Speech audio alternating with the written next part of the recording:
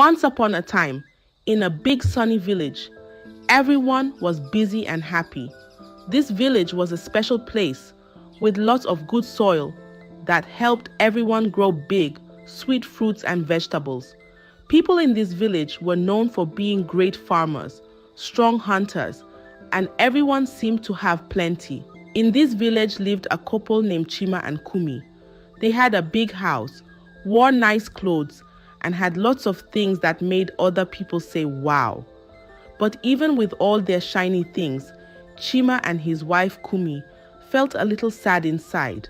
They had been married for a very long time, but didn't have any children. They really wanted to hear little feet running around their home. People in the village sometimes whispered when they saw Kumi.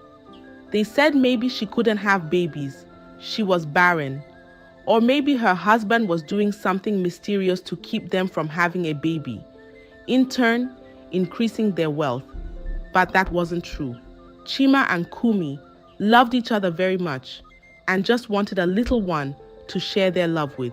So, while the house was filled with laughter and the sounds of success, the Chima's home was a bit quieter, a little more gentle, waiting for a new joy to fill up all the spaces. In the heart of the village lived Kumi, who was not just any woman. She was very special because she came from a family of the river goddess. This meant she was very beautiful, with a smile like the bright moon and kindness that made flowers bloom. Everyone who met Kumi loved her because she was sweet to everyone, just like her mother, the river goddess. But even with her kind heart and lovely smile, Kumi was sad inside. She and Chima wanted a child more than anything. They visited many wise healers and doctors in the land. They climbed steep hills to see wise men and crossed rivers to find special doctors If you enjoyed the story, please don't forget to subscribe, like, comment, and share. who knew about herbs and magic stones. Each time, they would return home with hope, thinking maybe this time they would be blessed with a child. But days turned into weeks, and weeks turned into months, and still, there was no little laughter in their home. People in the village started to whisper even more, wondering why such kind people couldn't have their wish come true. Kumi kept being kind, kept smiling, but every night she hoped the stars would hear her wish. And in her heart, she always carried a little spark of hope, waiting for the day when her dreams would come true. One warm morning, Kumi went to the stream, far away from the village, to fetch some water. The stream was a quiet place where the water danced over the stones and whispered secrets to the trees. Kumi liked going there because it was peaceful and she could talk to the water, hoping it would send her wishes to her mother, the river goddess. As Kumi was filling her big pot with the cool, clear water, she noticed an old woman sitting by the side of the stream. The old woman looked very tired and thirsty. She had a kind face and eyes that sparkled like the stars. Kumi smiled at her and said hello. The old woman smiled back and asked if she could have some water. Without thinking twice, Kumi poured some of her water into the old woman's pot. The old woman's face lit up with a big, thankful smile. She reached into her bag and pulled out a small, shiny stone. It was a wish stone, she said, very magical and very rare. The old woman told Kumi that because she was so kind, she wanted to give her this special gift. Make a wish, dear, the old woman said, and it will come true. Kumi held the wish stone tightly in her hand, closed her eyes, and made the biggest wish of her life. She wished for a child, a little one, to bring joy and laughter to her and Chima's home. With a hopeful heart and the magical stone now in her pocket, Kumi headed back to the village, wondering if perhaps, just perhaps, her wish might come true. Not long after Kumi made her wish with the magical stone, something wonderful happened. One morning, Kumi woke up feeling different. She soon discovered the happiest news. She was going to have a baby. She was pregnant. When she told her husband, he was overjoyed. Their home filled with laughter and smiles that hadn't been seen in a long while. As Kumi's belly grew, so did their excitement. The whole village started to buzz with happiness for the couple. Everyone said it was a miracle, and they all waited eagerly to meet the new baby. Through that time, Chima didn't let Kumi do any work just to protect their long-awaited baby.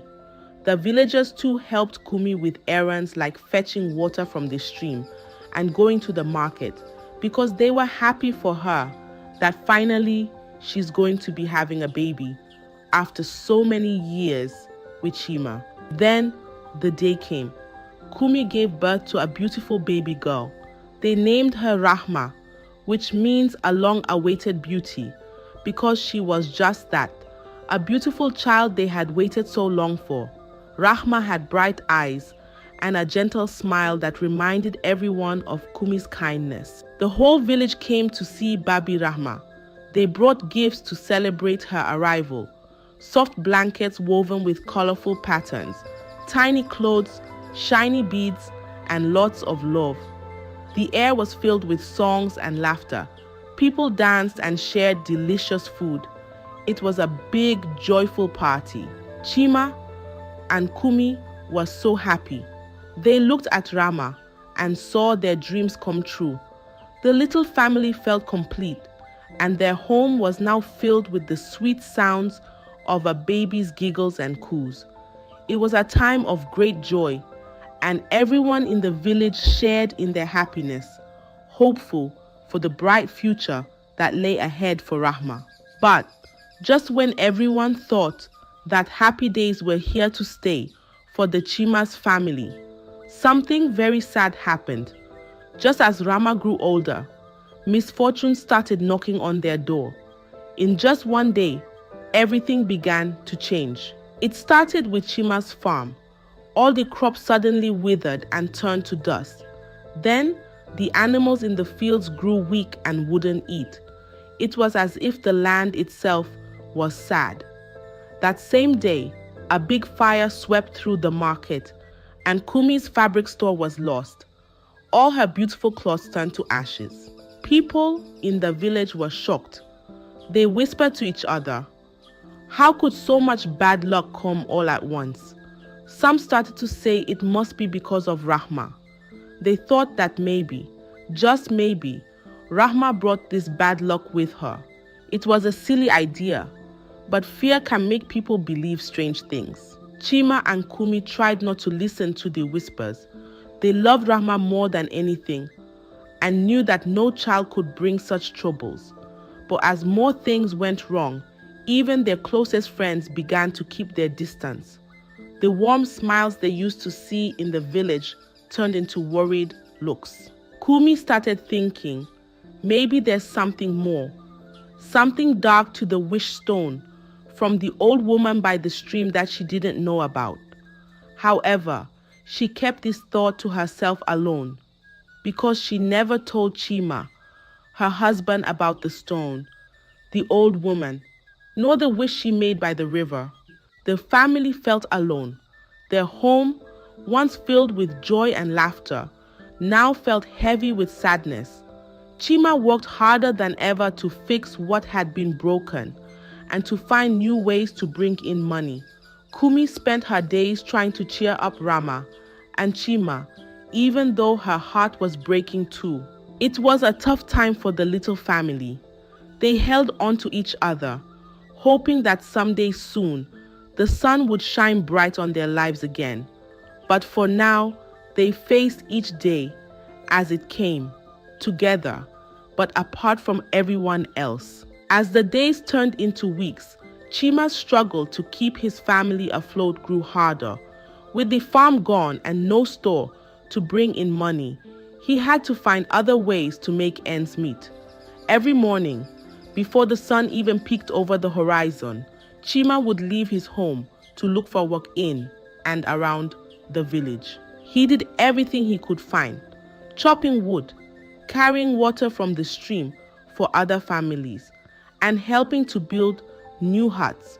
His hands, once used to gently tending crops, now bore the rough marks of hard labor. Yet, no matter how exhausted he felt, Chima kept pushing. He knew he had to be strong for Kumi and Rahma. But the villagers, who once admired him for his success, now looked at him with different eyes. The whispers grew louder. Some said it was bad luck to be near Chima and his family. Others even crossed the street to avoid walking too close. It was as if they thought the bad luck that struck Chima might rub off on them. This hurt Chima deeply. He remembered the days when he was respected and welcomed everywhere in the village. Now, seeing doors close and backs turn made his efforts feel even heavier. But he never showed his pain at home. Around Kumi and Rahma, he would smile and speak of hope and better days ahead. At night, when Rahma was asleep, Kumi and Chima would sit quietly, holding hands, their hearts heavy with worry, yet bound by love.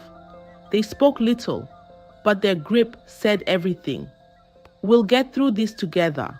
Despite the darkness around them, their love for each other and for Rama was a light that kept them going, a silent promise that as long as they were together, they could face anything. But Kumi was still holding a secret about the wish she made by the river, one that she thought would break her home if she told her husband. But would it? One day, when the sun was just rising, Chima went into the forest to gather wood, as he had many mornings before. The forest was quiet. The only sounds were the rustling leaves and distant bird calls. Chima was deep in thought, worrying about his family, when suddenly he felt a sharp pain in his leg. A snake, hidden among the fallen leaves, had bitten him. Chima knew right away that it was a dangerous snake. He tried to get back to the village as fast as he could, but the poison was too quick. By the time he reached the edge of the village, he could barely walk. He collapsed, calling for help, but the help came too late. The village healer did everything he could, but there was nothing more to be done. Chima's last thoughts were of Kumi and Rahma, his heart aching with the wish to see them once more, to hold them and tell them everything would be okay, but he never got the chance. As the sun set, Chima passed away, leaving Kumi and Rahma alone in a world that seemed to grow colder with each passing day. The news of Chima's death spread quickly through the village, while some villagers felt sad for Kumi and Rahma. Others just shook their heads and muttered about bad luck. The coldness towards the little family grew even more. People stopped visiting, and whispers turned into open avoidance. Kumi was heartbroken. Not only had she lost her beloved husband, but the isolation from the village made her grief even harder to bear. She tried to stay strong for Rahma, who was too young to understand why her father was not coming home. Kumi would hold Rahma close every night, whispering stories of her father's love and strength, trying to keep his memory alive for her little girl. The days became a blur of sadness and struggle. Kumi faced each morning with a heavy heart, knowing she was now the only one who could provide for Rahma. The weight of loneliness and loss bore down on her, but she kept going, fueled by her love for her daughter and the memory of Chima's unwavering strength. Years passed in the village, and Rahma grew into an adult. But the coldness towards Kumi and Rahma remained. Kumi did her best to fill her days with small joys and laughter for Rahma's sake, even as her own heart struggled with grief and loneliness. Then, one quiet morning, tragedy struck again, sudden and swift. Kumi had been feeling tired more often, the weight of her sorrows like stones in her heart. That morning, as she prepared breakfast, she felt an overwhelming weakness. She managed to call Rama to her side, held her close, and whispered words of love and strength. Then, as peacefully as a gentle stream stops flowing, Kumi's heart gave out and she passed away, leaving young Rahma alone. Rahma was just 18 years old, a little too young to understand the permanence of death, but old enough to feel the deep sting of losing her mother. She tried to wake Kumi, her little hands shaking her, but it was no use. The village healer came and confirmed the sad truth. Kumi was laid to rest beside Chima, under the shade of the village's oldest tree, leaving Rahma in a world that seemed too large and too cruel for a girl her age. With both parents gone, Rahma's life became harder than ever. Her relatives, who were not nice, took over all the land and everything in the big house. They left Rahma with nothing. The other girls in the village were warned by their parents to stay away from her, whispering that misfortune followed her like a shadow. Rahma, with her big, sad eyes and too quiet voice, faced days filled with isolation and nights filled with loneliness. Every morning, she would wake up with the sun and go to the stream to fetch water.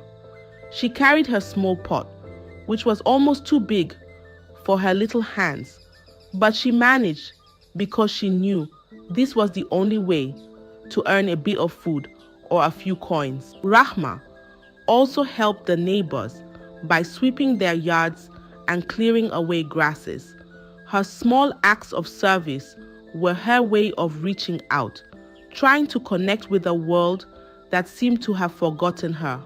Some villagers appreciated her help and would give her leftovers from their meals, while others merely nodded and let her go on her way without a word. One day, as she was helping a wealthy woman from another village in the market, a misunderstanding turned her world upside down. The woman, noticing that her purse felt lighter, immediately accused Rahma of stealing from her. Rahma was shocked and scared. She knew she hadn't taken anything, but her protest fell on deaf ears. The market quickly filled with murmurs and angry glares directed at her. The woman's voice grew louder, drawing more attention. "This girl is a thief," she declared for all to hear. Rahma's eyes filled with tears as she desperately tried to explain that she was innocent.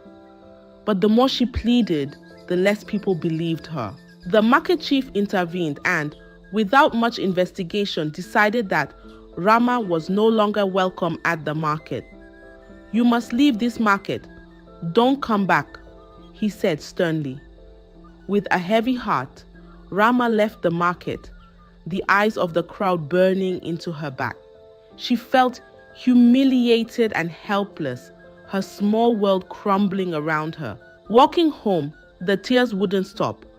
Rahma felt more alone than ever. The market had been a place of promise, a place where she could earn her way honestly. Now, even that was taken from her based on a false accusation. She felt her vulnerability deeply, knowing that without the market, surviving would be even harder. Feeling all alone, Rahma remembered the big, bright palace in her village where the kind queen lived. Rahma went to the palace and asked for help. The queen saw that Rahma was very sad and needed a place to stay. So she said, "You can live here and be one of my maids." Rahma was thankful. She missed her big house but was happy to be in the warm and welcoming palace. Now, she had a new home, and it was the start of a big adventure for her in the palace. Rahma started living in the palace and soon got used to the new ways. Every day, she helped around, always with a smile and a kind heart. She was quick to learn and always did her best. The queen noticed how smart and kind Rahma was, and she liked her a lot. Soon, Rahma became one of the queen's favorite attendants. She helped the queen with her dresses, her meals, and during big meetings. The queen trusted Rahma so much that she often asked her for advice, even though Rahma was still young. But not everyone in the palace was happy about this. Some of the other maids and servants felt jealous. They wondered, "Why does the queen like Rahma so much? Why not us?" They would whisper, and sometimes not be very nice to Rahma. Rahma knew about the whispers, but she kept being kind and doing her job well. She remembered what her father had always said, be kind no matter what. So she smiled at everyone, even if they didn't smile back. Despite the jealousy, Rahma's days were filled with new things to learn and do, and she felt happy to be so close to the kind queen. She knew she had found a new place where she could be herself, help others, and maybe even make a difference. One bright day, the palace was full of laughter and music. It was a special day because everyone was gathered for a big feast to celebrate the king's birthday. Rahma was busy helping set the tables with shiny plates and cups. The hall looked beautiful, and Rahma felt happy to be part of such a joyful day. But suddenly, during the feast, something very bad happened. The king started feeling sick. His face turned pale, and he fell from his chair. Everyone screamed and ran to help, but it was too late. The king was gone. The palace went from loud and happy to quiet and sad very fast. Right after this sad moment, someone said, "Rama did it. She poisoned the king." Rama was shocked. Her hands shook and her voice was tiny when she said, "No, I didn't do anything bad to the king." But the person pointed to a cup from which the king had drunk and said, "Rahma gave the king his drink." Everyone started whispering and looking at Rahma. She felt scared and alone. The evidence, the cup she had given to the king, made everyone think it was her, even though she knew she didn't do it. The queen was very sad and confused. She didn't want to believe Rahma would do such a thing, but the evidence was hard to ignore. "Did you do this terrible thing?" the queen asked Rahma. Her voice was stern and loud, and it filled the big room. "No, my queen, I didn't do it," Rahma said, shaking her head. She looked very sad and scared because it was not true. But someone in the room shouted, "She's lying. She did it. I know she did." Now everyone started talking all at once. Some said, "Yes, she did." And some said, "No, she couldn't." The queen looked at everyone. "Silence," she said loudly, and the room went quiet. "We will find out the truth," she told them. Rama just stood there, hoping someone would believe she was telling the truth. That night, Rama cried throughout, knowing she didn't do it, but not knowing how to prove she was innocent. She hoped that somehow the truth would come out, and everyone would see she was not a bad person. After the king's sudden passing, the whole palace was filled with whispers and dark looks. People were scared and upset, and they didn't know who to trust anymore. The prince, who was very sad about his father, at first believed what everyone said about Rahma. He thought maybe she really did something terrible. But soon the prince started to think more and more about it. He remembered seeing Rahma at the feast, how busy she was helping everyone, and how kind she always had been. He thought, could someone who is always so kind do something so awful? As days passed, the prince noticed that some things didn't add up. He heard different stories from the palace staff. Some said Rama was near the king all night. Others said she was across the room when the king took his last drink. The prince also found out that some of the people who were saying bad things about Rama didn't like her because they were jealous. This made him even more suspicious that maybe Rama was being blamed for something she didn't do. The prince decided to watch and listen carefully. He spoke quietly to people he trusted to find out more. The more he learned, the more he doubted that Rahma had done anything wrong. However, in the palace, where the halls echoed with secrets, a new whisper began to spread, soft as a shadow, as people started seeing the prince around Rahma. Late one evening, by the flicker of candlelight, A few maids huddled together, their voices low. I heard it wasn't Rahma at all, one maid said, her eyes wide as she looked around to make sure no one else could hear. I think it was the prince who did this very bad thing. The prince, another gasped, her hand covering her mouth. But why would he do such a thing? They say he might have given the king the poison drink, the first maid whispered.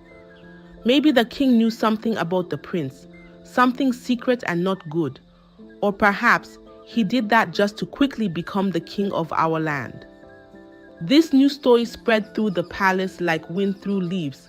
Now, not just Rahma, but also the prince was whispered about behind closed doors and long curtains. Rahma felt a little relief but also worry, because she knew that if the prince was involved, finding out the truth could be even more dangerous.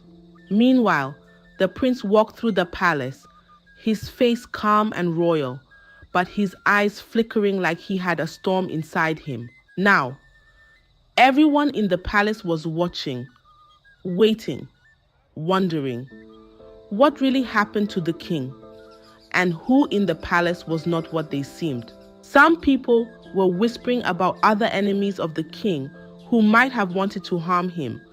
Others were making plans to use the king's death to gain more power for themselves. The prince felt very alone, trying to find the truth among so many secrets.